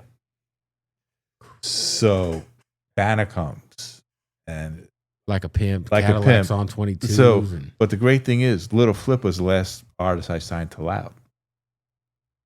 Interesting. That was the last Loud Records artist that I signed. Yeah. So Underground Legends Loud, right? Yeah. So I was like, this is meant to be. Flip's on the record. I fly Banner and Wendy Day out to LA. I wouldn't let him leave. Yeah, and he had such an independent thing going himself. Yeah. Like David Banner was such an incredible producer too. Right? And then when I hear Akon, it's like the beginning of the year, literally the beginning of the year, and it's the first meeting at Universal. I just found the biggest artist in my career. And everybody laughed in my face. Like, oh, bigger than Wu-Tang? And I have a temper. Those days I had a temper. Yeah. Like, fuck you motherfuckers. You won't see me for a year. And I don't know if you know Gabi. I know the... Oh, yeah. Gabi, he was French and everything. Yeah. He's lost a lot of weight. Yeah. God bless him, yes. So Gab's wife was pregnant. I said, Gab, you do the East Coast. I'll do the West Coast. You take Akon. I'll take his brother. Who looks just like him. And there was no video. So you were running around with Boo? I had Boo. So you guys were doubling up on the promo. This is before YouTube, before social media. Before any... you have Akon's brother on the West Coast doing all these stations. No, but it's me and Boo and Right. and Gabi and Akon. Like, that's fucking insane. and the record broke. I don't know. I don't even remember the station in fucking 2 markets: Utah, which is the white of white, and Albuquerque, New Mexico. Locked up. Locked up. With Styles P. And we started bringing it, and they were such a research company. They didn't understand what the fuck we were doing.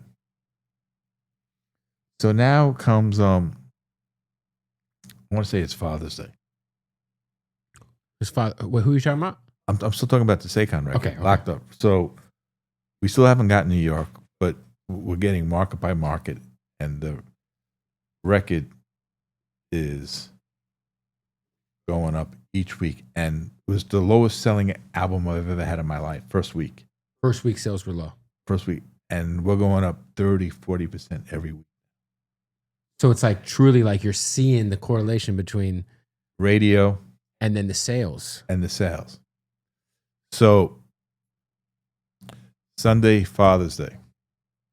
Get out of the show, I get a phone call. What the fuck did you do in Brooklyn? Like, what are you talking about? Because I just left King Plaza Mall, and every car is playing this fucking record. I'm like, I didn't do anything. The only thing I did was I kept New York out of it. I just covered Connecticut, I covered Boston, I covered Philly. And it just would leak in. It was a dope album too. Ebro calls Monday. I'm on my way to New York. He says, your number one phone. I go, and research was the new word. Right. For They me. should start using research. Right? Call out. And I'm like, well, what's the research? He goes, I'll call you back in a half hour. I said, I have a flight. I don't know if I don't know if I could pick up. Yeah. right? And I called him literally right before. He goes, your top 3 call out.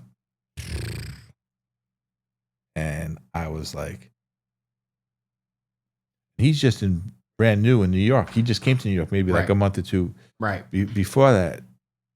And then I also have Lean Back. So the second I land, I'm calling Monty Littman, who's the president of Republic.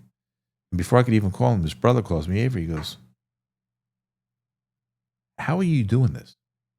I'm like, I go, this is why you brought me in. Right. There was no secret sauce. Like, right? And I sent an email like saying, hey, this is what's going on with these records. They said, no fucking way. And I'm like, and when they realized that it was top 3 call out, Lean Back was the number one song. I mean, it was insane, dude. The Lean Back moment. That whole fucking summer, man, between Locked Up, Exploding, and Lean Back. I don't know if I will ever, yeah, I mean, those are, I don't think people understand like the gravity of how big Lean Back was during that summer. I mean, it was so fucking big. We couldn't even come with another record. I remember because there were some other joints on that album. Yeah, there was a record. The second single. There was some shit like that was a solid project, and it was funny because like and again, I didn't hear any music on that either. Joe said, "Hey, I want to do a Terror Squad album." And the first album was on Loud? No, the first album was on Atlantic, which was a dud. Yeah, it was a dud. Yes, and Pun was on that. Right. Yes, that's fucking crazy. So it's like you have locked like Akon was such an unconventional voice. And an unconventional artist, obviously with his background and shit, like, I mean, that's that. I mean, obviously you hear it and you're like, this is different. But at the time, it's like, it's kind of hip hop, but it's not. And then after that, it's just to pop. It's over, right? Yeah, but we became a pop label. Because from that, I signed this girl, Chantel. She had 2 massive top 10 pop records. Wow. Melanie Fiona had 2. Yeah. That's crazy. So Akon ends up also becoming his own executive. Yeah. You know, you think about T-Pain, Lady Gaga, it's kind of crazy. Like, damn, Lean Back and Locked Up in the same summer. I remember when Green Lantern had a ghetto remix for the Akon ghetto record. I think he put Tupac on. That fucking killed me.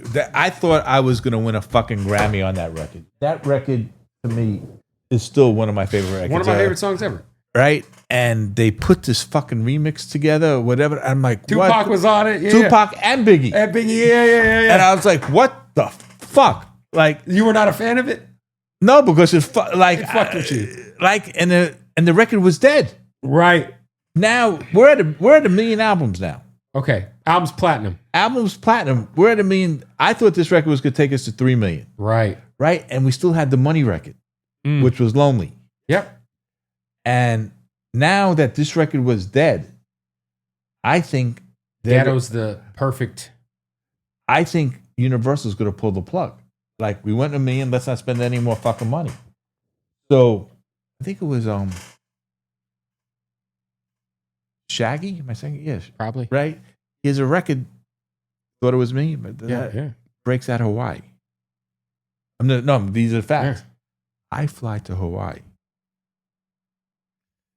to the station called, was it KIWI? Yeah, KIKI. And they put the record on. Top 5 phones. Ghetto? Or Lonely. Oh, yeah, Lonely. That sample was. Right? So I land back in LA, and Avery, Monty's brother, says, what the fuck? Were you just in Hawaii? I was like, no, why? He goes, well, it's really, I was, and it was like, the record's exploding. They said somebody from SRC came out there, and I was like, Avery, I have no idea what the fuck you're talking about. So I'm living in Miami now with my wife and kids. There's a station in Miami called Power 96. Yeah, Power 96, DJ Laz. Well, yeah, so at that time it was Tony the Tiger, who I guess was the program director. Yeah, still there. Station's still there, yeah. Yeah, so I land from LA to Miami, and I go straight to see Tony the Tiger. He said, if you like this record and play this record right now, I'll take you to this restaurant called Moderano's, which was like this spot, this Italian spot. He goes, really? Puts the record on. Top 5 phones. Again, Monday comes. Request retail. Like now we're hitting 3-4 million. Like the shit. Like, so I'm splitting my time between New York, Florida, and LA. Crazy. And Monty goes, when are you coming to New York? I said, tonight. He goes, me and Avery need to talk to you. And I'm like, what's the matter? He goes, we need to know your secret sauce. And I'm like, it's called hitting the streets. What you started. Yeah. It's like, that's kind of crazy. You're at that point in time in your career and you're not above. I'm going to fly to fucking Hawaii and hand this record to a radio station. So, and I came clean. I said, yeah, I went to Hawaii. I was like, you guys weren't going to spend any more money. And I promised Akon that we would come with this record. That's so crazy, man. It's interesting, too, because you fast forward to today. I wonder, we were talking a little bit about the streams earlier. Do you ever have FOMO that you might have sold too early? With SRC? With the SRC, with the Loud, without any of that. I don't want to get into it, but I should never have sold SRC. I would probably still be there. And the company would be worth north of $1 billion. Right. At what point in time, let's say they wanted to fire somebody in my staff. And I said, if you fire him, that means you want to cut my legs off. So just buy me out now. And I don't know if anybody else would have done that. Right. But I should have said, you know what? So-and-so, they want to get rid of you. You still have this. But I still got to support a family. But I'm so loyal to my people. Right. And you made it work with your people. So it's like, you're not going to take away my sauce. This is my sauce. My people, your staff's a part of your sauce, like you said. Hey, real quick, want to tell you about our sponsors at Odd Socks. That's our day one family. Make sure you follow them at Odd Socks Official. I just got done running a 5K with them and Burt Kreischer. You see the Happy Gilmore socks. Part 2's coming soon. They got the socks. They got the draws, the most comfortable socks in the entire world, plus the underwear, all of it. Get 20% off. Go to oddsocksofficial.com. Use that promo code BOOTLEG. right now. Or Bootleg Kev. I forget which one it is. I think it's both. I think both work. Anyway, let's get back to the interview. Can you break down the economics back then of an album sale? Album sale, you would get $10. You get $10 if you're the label. Yeah. So the retailer probably gets whatever's on top of the $10. They would charge how much? So $14.99, $18.99, so, yeah, whatever it is, right? Whatever it is. So the label would take $10, and then that would get broken down. Yeah, how artists, the deal was manufacturing, stuff like that. Right. Damn. Today it's like... So that was the crazy thing about the record. So before the CD came, you would sell that album for $4. CD comes, you sell it for $10. You're still spending the same amount of money on marketing. You're still spending the same amount of money on radio. But it goes up. Your profitability So goes all up, of a sudden, there's $6 extra fucking dollars. which changes everything. So on a million records, I'm just saying, to do easy math, right? On a platinum record, before there was a CD, $4 million you make. Off of a vinyl or a tape? Yeah. Okay, because those costed more to make. Less. It was $4. Okay. I see what you're saying. On the CD, you do $1 million. That's $10 million. All of a sudden, there's an extra $6 million. So that's when everybody. Do the deals change with that? Also, now the deals start changing, and all the motherfuckers care about. If you take Teddy Riley's, not the back, what was the Blackstreet, right? Yeah. So No Diggity, Huge. right? Great album, by the way, that whole album. But that one single really turned it into, I think, whatever it did, 1 million, 2 million huge, records. yeah. So everybody only gave a fuck about was that one hit wonder. Let's get some Teddy Riley records. Let's get some RZA records. Pharrell comes. Let's get some Pharrell records. And the executives, the A&R executives, got fucking lazy because they started getting so fucking rich because of the bonuses. Because all of a sudden you do 1 million records. If you do 2 million, $20 million. So they were chasing. I mean, that kind of explains a lot because back then you would always see if there was a hot producer. Next thing you know, the radio was like, all of a sudden the producer became the star.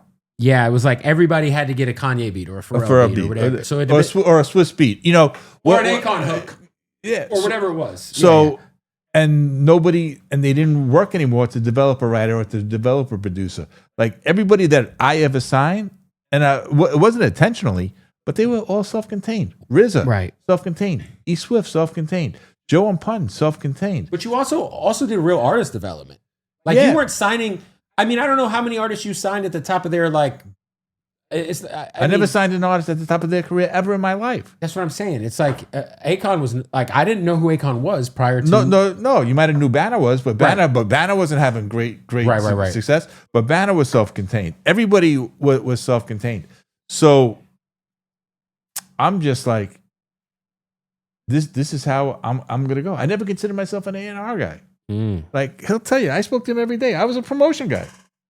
Tell me, like, I'm sorry for keep on bringing you on, Brian. This is Brian's. He's over there. This is the best day of his month right now. So, and his kid graduated this month. Congratulations. Was there ever any artist that you almost signed in the 90s that just there was a few. There was M. There was J. BMG wouldn't let me sign J. Why? Because we were throwing so much weight up there, and what they wanted was a little bit different. They were like, we've already done this. We've already seen this. No, Jay. What Jay wanted. What Jay wanted was different. Okay. And Dame, and they were like, nah, like, and they didn't want a lot of money. That's crazy. They just wanted their independence. Eminem too, huh? Yeah, because it's crazy. Because if you think about Eminem, he had like. I guess there's a tape. That somebody sent when he went to visit Power. I don't know who was interviewing him, and they said, "What label do you want to be?" And he said, "Loud." I don't doubt that. At that time, of course. I mean, with what he was into. And Paul interned for my partner, Rich Isaacs. Did you guys have any sort of Loud Records and Raucous Records? Did you ever we consulted Raucous Records. I never considered Raucous Records competition. It wasn't even competition, but because you guys were much bigger. Like Raucous was very much like kind of the backpack label. They were owned by Rupert Murdoch's son, James Murdoch. They hired us to consult them. But that whole movement, Talib, Black Star, Mos Def, all that shit, was that ever anything where you were like, maybe we can kind of make this like go a little more mainstream? This sound. Should we start? I never looked at them. I never looked at them that way. I never looked. I mean, I knew James Murdoch was going to run Fox one. That's pretty crazy that Rupert Murdoch's kid owned Ruckus. By the way, for people who don't know that, that's an insane little. And what Ruckus did. But I never, you know, I never worried about. I didn't worry about Def Jam. I didn't worry about Bad Boy. I didn't worry about Death Row. Like, I just did what I had. You know, if you're running a race, and if you look over your shoulder to see where your competition is, you get past or you could trip. Yeah. Like, just focus on the finish line, man. There's enough money for all of us. That's all it was. I remember a Mobb Deep's second album. We didn't have a smash like Shook One.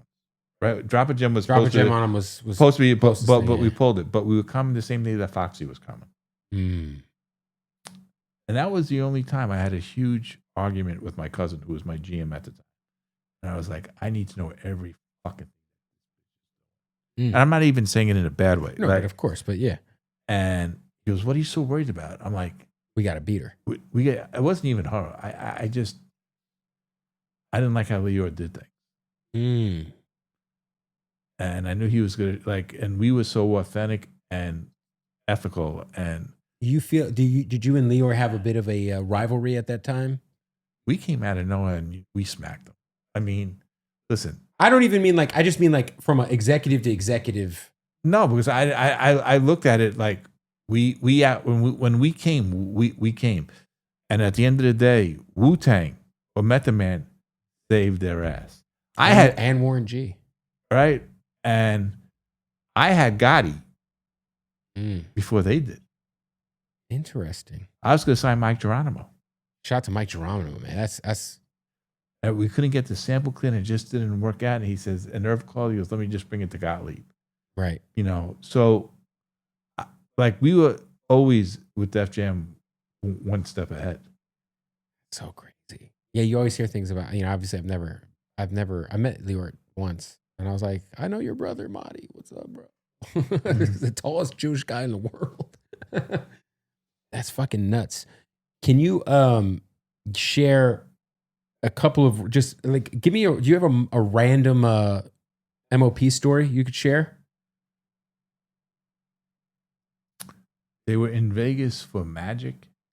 Okay, the clothing convention. Right, and I was in Vegas, and I had to show them what I was built out of. So my family owned the #1 Italian restaurant. Okay. In Vegas. Which it's called Piero's. Okay. It's the longest freestanding. And there was never no beef, but like I was always aware of like, and like their manager I truly loved, but like I had to show them that you come, I'm coming. But we never had a beef. I know they went at me at record one time, let us off the label. I was already gone from the label. You had already sold it. Yeah. But I'm closer to them today than I was. It feels like each of them guys are like, obviously they're fucking older now. Yeah. But yeah, shout out to MOP, man. You also had a point in time where you were working with Mariah. Yeah. Did I tell you? How'd you know that? I thought everybody knew that. Was that out there? I tried to keep it quiet. I always thought that was. I'd known that. I thought people knew that. That you were like helping her. You were managing her. Essentially. I was like, whatever my title was, like a management role. What era of? I went to Sony in '99. I want to say 90. That's peak. Holy shit. That's like 98. It's like, fucking Honey and I think it was right after Honey. She did the record with Whitney off that movie. Yeah, that's crazy. Dude, your jacket is pretty stacked at this point. Do you feel like because you seem like a guy who hasn't lost that fire, the motivation. You're a guy who likes to work. What is the current, like, what are you currently working on? What drives you currently, and what is kind of like current situation for Steve? What I'm doing, I got sick in 2013. Yep. I had a heart attack. I really thought I was gonna die. I mean, I did die. I died 3 times, but I thought I was gonna have another one. And when you got kids, man, that's like Yeah. So I stopped working. Got divorced, and then 2018, I ran into Kanye at a restaurant, and he hired a Jew. I never worked for anybody in my life, and I mean, you were present. I want to say you were present when he had that Drink Champs interview, weren't you? Were you there for with the crazy Drink Champs interview? Which one? When he said yeah. So that's a funny story. I wasn't supposed to be there, But you were there. I'm going to tell you what happened. So Nori's family, you know Of that, course. right? So my fiance now. So Nori had somebody who worked for him. Every time I would come into town, he could get me a car Miami. in Miami. Yeah. So I'm dropping the car off, and we're on our way to the airport. She goes, I have to go to the bathroom. So we go in, and I'm like, why is he filming now? Why is there so much security?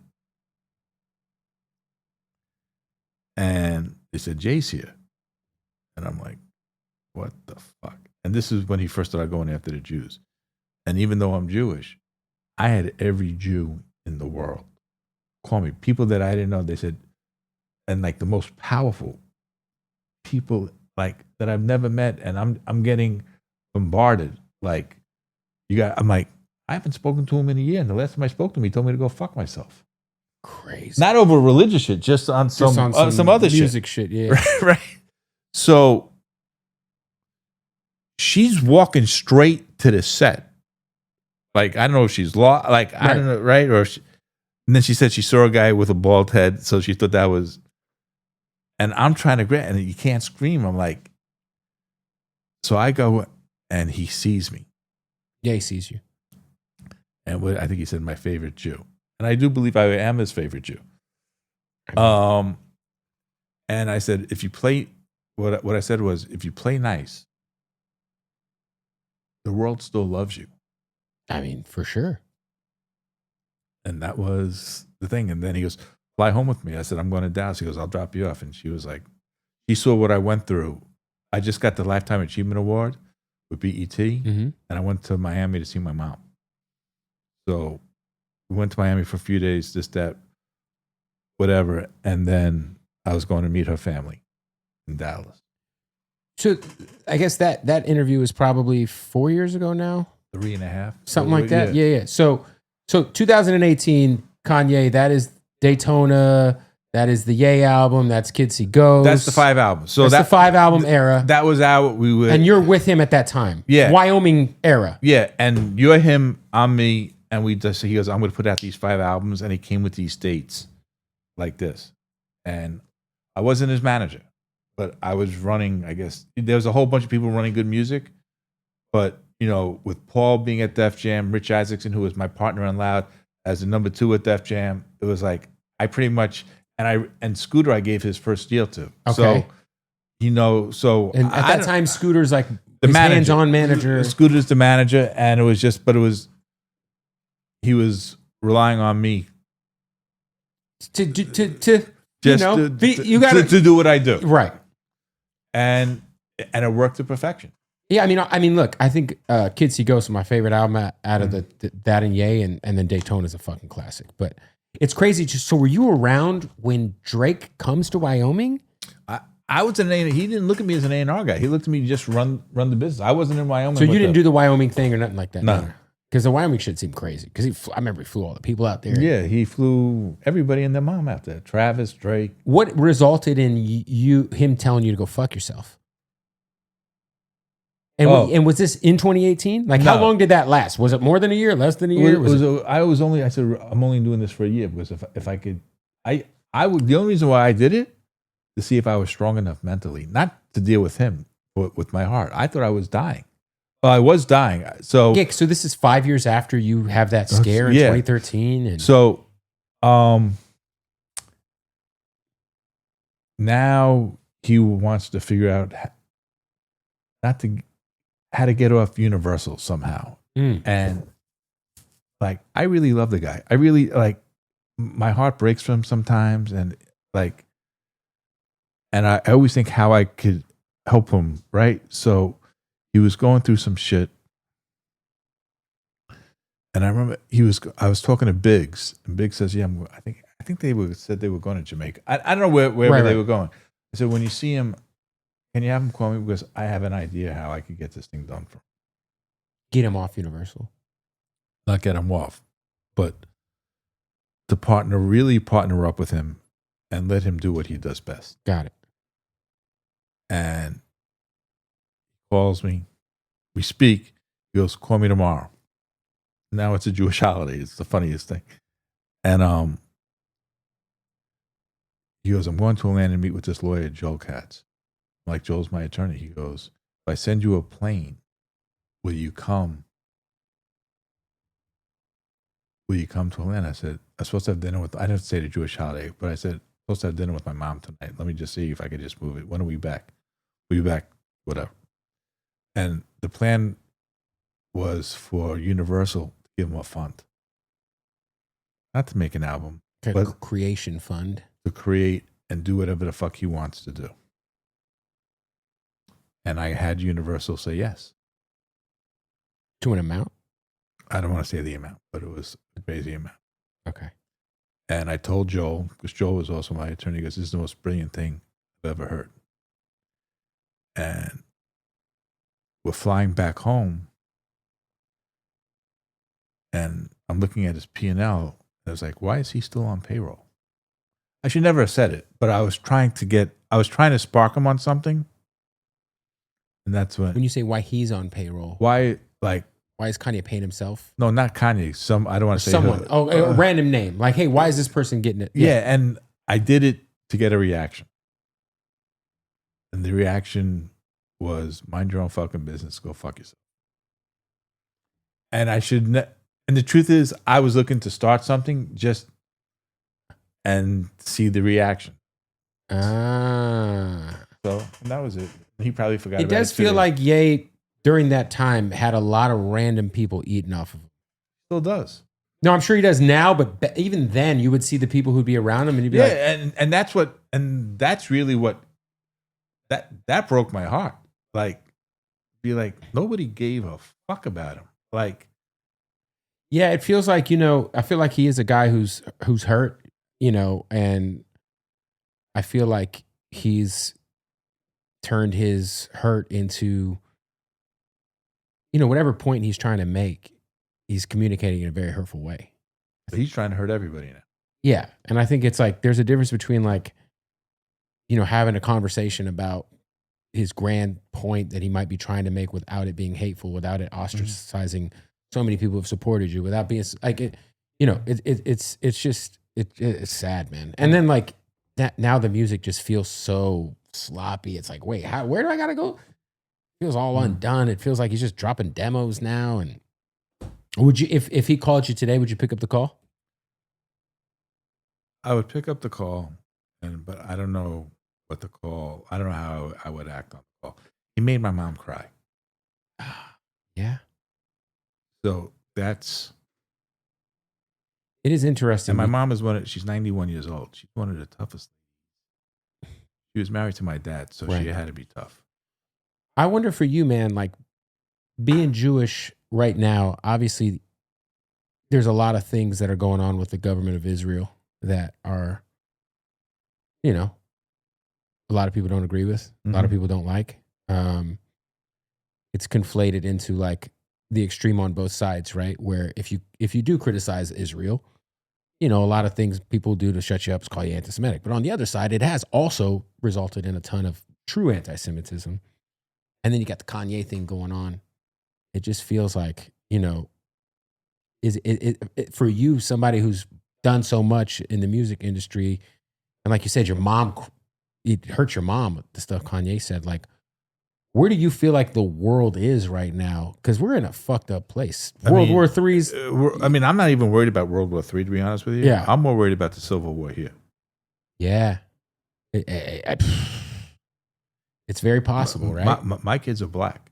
Right. Right? So you got black, white, rich, I have poor, black. this, that. My sons have black, yeah. So it's like. It just feels, especially with like disconnect from the geopolitical shit and just connect to what's going on here. It feels like with the ICE shit, it's the beginning of something really dark. Because if it starts with the ICE raids, does it then go to like people who don't agree with you? Does it, are they going to start like they're going to cut off funding to states based on who they voted for? And yeah, so like the mother of my children, she's from Trinidad, born and raised. Right. Granted, she has a citizenship now. right. But is she Well, really? Well, what does that mean? Yeah. So like, Mm-hmm. granted, she has a U.S. passport. Right. Does that mean like What I does don't it trust mean? anything? So Yeah. I'm just like, I don't know, man. I'm just like, I'm not, I'm more worried about Yeah. It makes sense, man. It does make sense. Are you currently, I know we were talking a little bit. I know, I don't want to get into what you were talking about, but I know you're at least listening to new artists, checking out new artists. You sign an artist or like, what is, I mean, I found an artist that was signed to a label, okay. an independent, and I brought the independent over to Sony. And I think this kid is going to be like my next Akon. That's big. I'll play the record as soon as we're done. Yeah. And Sony said, you want like a first look deal, and I really don't know what I want right now. I have a hard time talking to these new artists. It's a different time, huh? I mean, Especially, you saw when we at the hotel. oh yeah, Jesus Christ! I don't even want to get into the details of that. That was a fucking shit show. But so I just came back from Atlanta, and I'm going back tomorrow. One of the girls could really spit, developing A fan base, and right? And she's selling some lip gloss. I mean, hell, that's great. Yeah, and then the other girl could really sing. Right. You just need records. Right. So is somebody really going to take the time and the patience? Yeah, it's artist development again. Yeah, as most people want to get on board when the record's already happened. And the reason why I left so early was there was just too many people talking. It was a lot. Yeah, it was a lot. And I was like at dinner, like I understood both. I heard both stories. I was like, all right, I get it. This is cool. And so Magic is a partner of mine, right? And a big bro, and so is Greg. So right. It's just like. Yeah, I mean, I feel like nowadays it's like you have to figure out how to monetize so much outside of the music because the music is, like we said, it's like 1 million streams is $3,800. What the fuck are we doing? If you got 10 million streams, it's 38 grand. But fuck. Yeah, but at the end of the day, I want to raise money, and I want to start buying catalog in the right way. I don't want to buy your catalog for 100%. I want to buy 30%. Right. And let me just get in and out, get some pieces, and help you grow it. Partner up with an advertising where things could, So those are the things. I don't know if I have the patience to really run a label. Unless my youngest son run through some loud nerd stuff. When you guys did the rock album with the blue dude on the cover, that was my favorite. I thought that was gonna be the biggest album of my career. This was like during the time when. I mean, it was like the Kid Rock, Limp Bizkit. But you had like Dead Prez on there. Motherfuckers. Dead Prez and System was Down, right? Crazy Town only went on Drunk with the licks. Yeah. Like, how fun was that to put together? And I mean, I hired somebody to do it, but I really thought that was literally my idea, and I really thought this is before the Jay-Z Linkin Park thing. Yeah, I thought this was gonna be the biggest album of my career. I really did. Was it an expensive album to make? It wasn't expensive. The problem was we couldn't get fucking clearance anywhere. From the other artist labels. Yeah. System of a Down on that album at that time is crazy. That's early for them. That's fucking nuts. Jesus. What was the biggest band on that? Was System of a Down the biggest band? No, it was there was a pun record.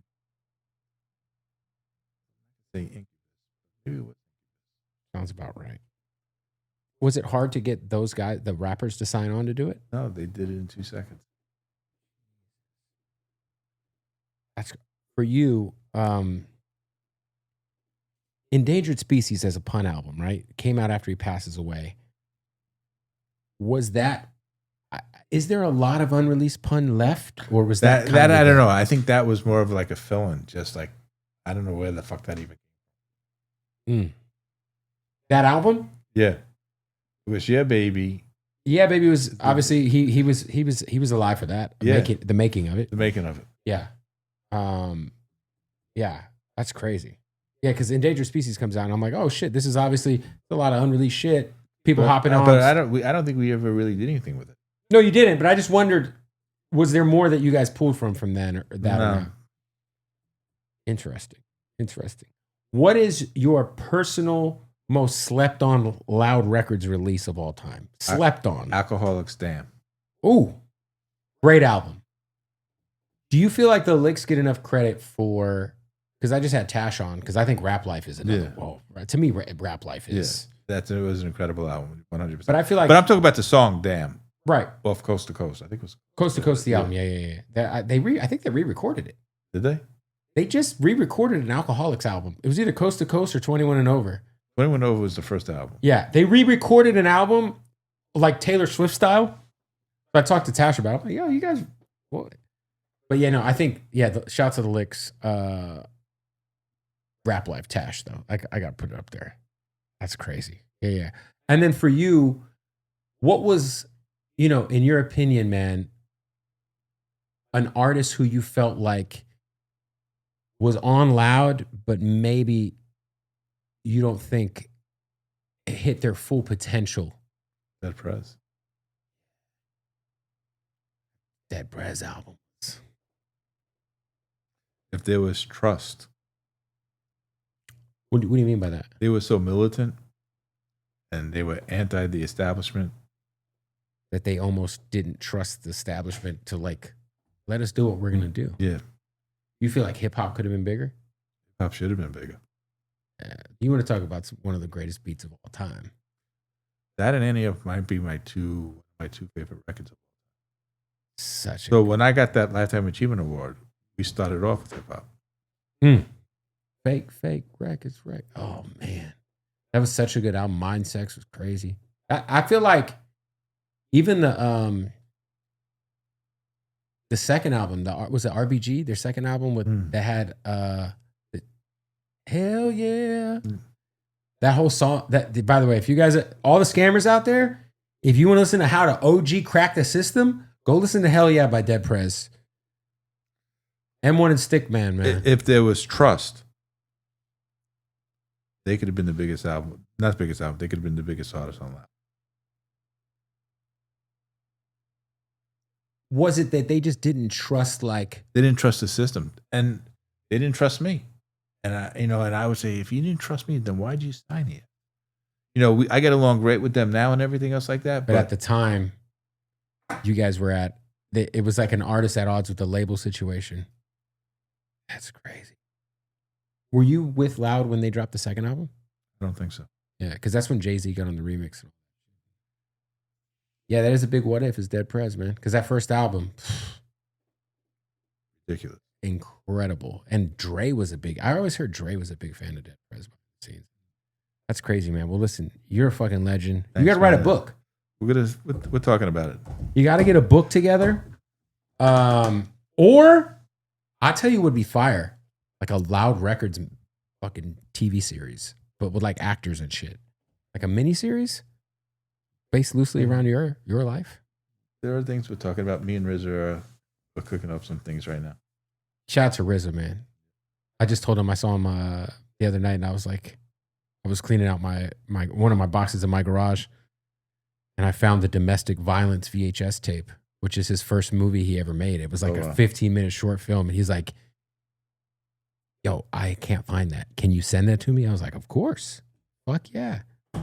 No, that'd be crazy. Have RZA executive. No, we're talking about, there's a lot of things we're talking about. We're going to be making some announcements in the next few weeks. Were you a part of the Wu-Tang video game at all? No. I wasn't part of the Wu-Tang documentary. I wasn't part of any of their stuff, but I'm bringing RZA as part of me, just from a director and a producer point of view. Got to. I love it, man. Well, Steve, I appreciate you, brother. Thanks for coming. Thank you. Yes, sir. Great. Well, thank you for coming. My God. Appreciate you, bro. All right. Boom.